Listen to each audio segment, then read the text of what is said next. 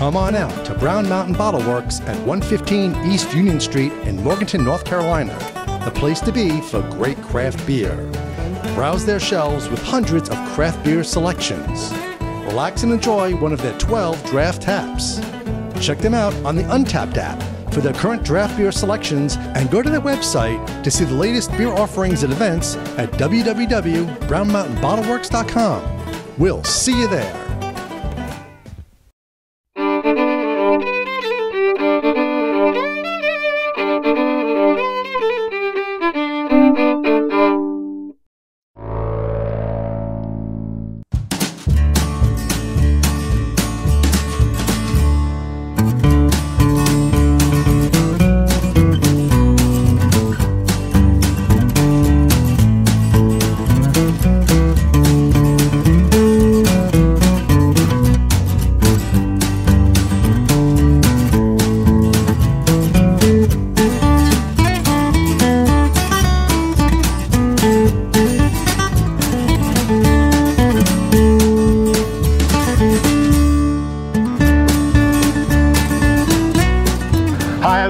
Behind the camera, we're the NC Beer guys. Welcome to another episode of NC Beer Buzz. We're continuing our great day in High Point today, and we have wanted to get to Liberty Brewery and Grill for I don't know how long, and we see Todd all over the damn state pushing this beer and talking about beer, and we've known him and loved what he does, and we keep saying we're going to get to Liberty. We have finally gotten to Liberty. So hello, High Point. And if you don't know Liberty, we're here at the former Oak Hollow Grill out on, what's the street out here? This would be East Chester, which is 68. Right. So we're outside of downtown area, heading back toward the highway. Right, adjacent to High Point University. All right, good, good. And we're soon going to be surrounded by High Point University, yes. Sounds like, right. Thanks for having us in. It's great welcome. Being here finally after running you around all over the state. So we want to know about Liberty, of course, but we also want to know your story. And they don't exactly jive. And Liberty was here before you came to be. Right. Here. Right. So and they were brewing from day one on this premises. Correct. So we have our original brew pub, which is in Myrtle Beach, Broadway of the beach, and that was Liberty Steakhouse and Brewery. Okay. Josh Quigley, who now has Quigley's Pint and Plate down in Pawleys Island, he was the founding brewer down there, and Mark and Jerry, our owners, opened this brewery. It's actually a former Red Robin. When you say owners, they're an ownership group of several restaurants and breweries. Right, and so we're part of Homegrown Hospitality. Homegrown Hospitality, okay. So we have about 20 restaurants in our whole restaurant group. They all have their own different concepts. We just have the two brew pubs, though. Us here in Broadway at the beach, right?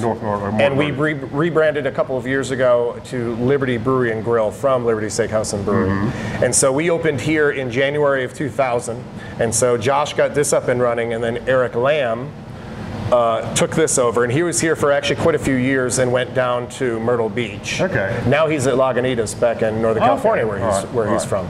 So when all this occurred, again January 2000, Liberty Myrtle opened in sometime of '96. So we're definitely one of the earlier ones in either state, which is nice. And so I came in here at the very end of 2007. Okay.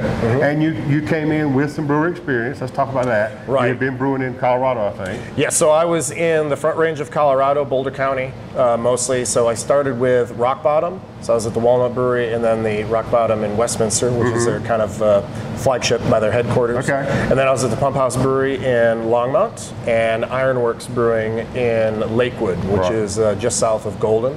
And then before that, so I was actually in Colorado for 3.5 years, and then I was a 04 graduate of UC Davis. Okay. So I graduated in 04. Right. Before that, I was an engineer. And in addition to working here, you also teach in the university. Yeah, so I teach at Rockingham Community College, and so I'm an adjunct there. So I teach Tuesdays and Thursday evenings, 6 hours total a week. So we have a really good program. We're actually the first community college in the country to have an accredited Associates in Applied Science specific to brewing. We did one of these videos a while back up at Rockingham when they were brand new, just in their little. Oh, that's when you met Keith. In their little tasting area downtown, which is used to be some storefront of some kind. Right. Right. Right in downtown. Yeah, they're doing great things. Oh, good. That's before the brewery closed up there. Yeah, and we have a great success with the program. So we have brewers and like all over the state now. We hear. Yeah, we have Joymongers, Pryor, about half a Natty Greens, a handful of guys at Foothills, Red Oak. We have homebrew shops that are opening. Guy Ed, he's opening a hop farm outside of Winston-Salem. Oh, great. We have a really good diverse. There's a couple people in Virginia with breweries. One went to Wicked Weed, became their lead production brewer there. He's back in Greensboro. He's going to be opening up his own brewery. Right. Shh. So we're going to be. Right. So we have a really good success Now, rate. don't tell me anything you don't want the whole world to know. The whole world don't watch your videos, but a lot of people do. But we have a really good success rate of our students going in the industry, and but you've seen so much of the North Carolina craft beer change. Even, I mean, you've not been here forever, but even since 2004, 2005, look how much the scene has changed here. You've seen from Liberty. It's extraordinary. So not only do we have a great many of breweries that are open, just a sheer number, but then the quality is also getting better, mostly because you have to. And the appreciation for craft beer, the consumer side has changed too. Right. Because a lot of people come in here now that know craft beer, they didn't used to. It used to be more of a novelty in many ways, I think. Oh, sure. Yeah, across the state. And so we also have noticed that with the advent of a lot of bottle shops, but just the word is getting out. Harris Teeter and your Lowe's other, Foods, like your Lowe's Foods, just your basic beer sections have greatly expanded, which is excellent. And then your normal bars and restaurants, the draft selection, bottle selection has really increased in quality and in craft specific. Sure. So the growth rate is which is a challenge phenomenal for you guys on the brewery side. It is. The consistency, the quality. Consistency is arguably one of the most important things for us. Always were important, but even more so now when the consumer is more educated. Oh, without doubt. So with, we're out in the market at variety of hand or bottle shops. But in a limited way. Correct. Because most of your beer, honestly, goes to service the account here. Oh yeah, well, it behooves us to keep that in-house. That's how we make money.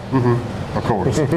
So let's talk about the beer. Do you brew to a style, or the liberties are all across the continuum? Well, we do both ales and lagers. So our flagship is an American lager. So you don't see that too often in the craft beer world. Mostly because a lager, when done properly, is going to take easily 3 times longer. Right. And so if I could occupy this tank for the same amount of time and make more beer out of it, usually that's what you're going to go and do. Luckily, even though we're quite a small brewery here, we can churn out a healthy amount and always keep a lager on tap, which is great. Opposite that, we're definitely going to have, it's going to be ale country. And so we're going to have the light, the dark, wheat, mostly barley base. We'll always have a fruit beer on tap. I use just pure blackberry pure agate from Oregon fruit in my American wheat. That always goes over really well, especially with the college students. They like. And how much of that is market driven? How much of that is your kind of preferences? The market has to drive it some. That is a good question. Market driven, but then in addition, if you brew it, they will come. And so when I came here, there were some subtle changes I had to do, and then some things were just I just had to change. You got to have it right. And so I think it's probably a balance of both. And I hate to use the word forcing, but forcing the customers to explore something that they may not like. Right. But since it's only going to be a seasonal, if it doesn't sell as well, okay, you know what? I can tweak the recipe. Right. And so. Again, using a improper word probably, but forcing a customer to experience a different flavors on their palate, sometimes that's greatly beneficial in the long run. Sure. Because now they're not used to always drinking the same thing every single time. Now, granted, we have a lot of customers here that will only drink, say, brown ale every time they come in. That's here. what they want. And that's fine. That's great. And they're going to expect to have that. Oh, and they'll notice if it's not on tap. They're right. And so we're only going to be out for a day, maybe 2, but you got to run out of something before. So in that sense, it is market driven, because you've got some things that you just have to have out there. Right. And then luckily now with the change of the consumer's palate, more often than not, even our regulars are coming in and changing what they drink. Because they've heard from their drinking buddies or from wherever about an IPA or a Saison or sour even, that maybe I should start my own journey, and they come in here where it's safe and can drink what they like, but they also might drink that new thing because they've heard somebody else was. Right. Those are great. And I like that. Of course. Of course. And so business is great. We're actually we're up from prior years, which is great. So when I moved here, now, you may not really want to answer this, but has that always been the case? Has it been steady, better, or has there been up and downness to it? you're always going to have an up and down. It's going to be with a little bit of leeway. So I have all the numbers and stuff I could look at from tax determination in prior years, and it'd be pretty consistent. And when I got here, we quickly went up, but then the recession hit, and so everybody in the country was down for all kinds of reasons. And now we're back up. We hit a record. We went down just a slight bit, but this year we're back up again. And most of the reason before that slight downturn, it wouldn't be enough to be alarmed or anything like that. But now there's more competition. Of course. There's all the bottle shops, just the regular restaurants will have places to drink beer that didn't used to be places to drink beer. Because we used to be the only place in town, and this would be, of course I'd be going back in time, but before Natty Greens existed, before Foothills existed, let alone Brown Truck and Small Batch and Joymongers, and I love all those guys. They're great friends of mine. But you also have the whole challenge of the restaurant side. Because you're not just a tap room and a brewery where people just come to drink. If for whatever reason the food side is off or down, that's going to affect you. Because if they don't come to the door to eat, they don't come to the door to drink. Luckily, some people do. Right, okay, good. But because a lot of times people will treat this analogous to a production brewery tap room, and they might not have a burger or something like that. So the draw but we do have a full restaurant. So the draw restaurant. Is the beer? It's definitely brewery. Both. I would like to think so, but it's both, without doubt. So we do have a very good restaurant, and you hear great things about the food. Right. Yeah, we have a full restaurant with a really wide breadth of items on our menu. And Bird and Company in our kitchen, they do a really fantastic job. Consistently do a fantastic job. Right now we have the home furnishings market in town, and so we are slammed. It's nonstop. And so right now it's lunch, so it's not as busy, but this dinner will be really, really busy. Great. And so that's great for us. A city of about 100,000 grows another 80,000. So like almost doubles then for what, 2 weeks or a week? Yep. Yeah, the actual market would be that long, and then their setup crew set up and dismantle. Right. So a month or so of good extra business. Yeah, and the whole triad gets great business out of the market, and so people in Greensboro, the hotels, the restaurants, they see a lot of increase, as well as the Winston-Salem. That's great. Thanks for having us in, Todd. We appreciate it. Yeah, good luck to you. Till next time, this is Dave and Glenn for the NC Beer Guys. Remind you, when you're in High Point, make sure you check out these guys at Liberty.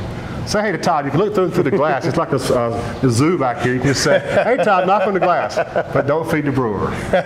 Till next time, this is Dave and Glenn for the NC Beer Guys. Remind you to drink local, keep your beer dollars in North Carolina. Have a good one, everyone.